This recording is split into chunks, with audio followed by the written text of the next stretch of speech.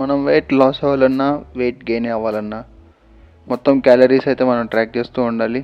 ఇప్పుడు మనం క్యాలరీస్ అయితే ఎలా ట్రాక్ చేయాలో చూద్దాం. ఒక 70 kg పర్సన్ అయితే వెయిట్ లాస్ అయితే అవ్వాలి.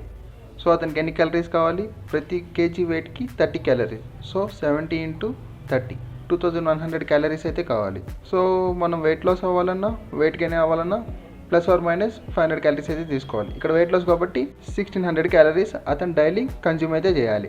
సో ఈ 1600 క్యాలరీస్లో నార్మల్గా ప్రోటీన్లో ప్రతి గ్రామ్కి 4 క్యాలరీస్ ఉంటాయి, కార్బోహైడ్రేట్స్లో కూడా ప్రతి గ్రామ్కి 4 క్యాలరీస్ అయితే ఉంటాయి, ఫ్యాట్లో 9 నుంచి 10, మనం 10 క్యాలిక్యులేట్ చేద్దాం. సో ప్రతి పర్సన్కి 1.5 గ్రామ్స్ అయితే కావాలి ప్రతి కేజీ ఆఫ్ బాడీ వెయిట్కి. సో ప్రోటీన్ ఎంత కావాలి?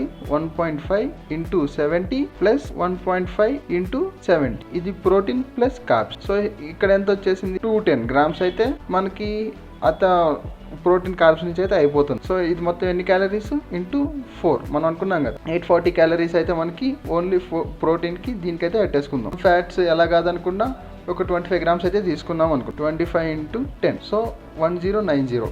ఇంత అయితే మనం ఫుడ్ అయితే కన్జ్యూమ్ చేస్తాం. మనం ఏమనుకున్నాం? 1600. సో ఈ దగ్గర మనకి ఇంకా ఎంత ఉంది? 500 క్యాలరీస్ అయితే మన దగ్గర ఇంకా ఎక్స్ట్రా అయితే ఉన్నాయి తిండికి. మనం వర్కౌట్ చేసి 800 అయితే బంద్ చేసాం. ఇక్కడ 800 బంద్ చేసాం. స్టార్టింగ్లో 500 కూడా తగ్గించేసాం. So total 1300. ఇవాళ మనం క్యాలరీస్ అయితే బంద్ చేసాం. నార్మల్గా 1 kg బాడీ వెయిట్కి ఎంత కావాలి? 7700 క్యాలరీస్. 1300 ఎప్పుడైతే 7700 అవుతుందో అప్పుడు 1 kg బాడీ వెయిట్ అయితే తగ్గుతుంది. మీకు అర్థం కాకపోతే లాస్ట్లో ఒక స్క్రీన్ షాట్ షేర్ చేస్తున్నాను, ఒకసారి చెక్ చేయండి.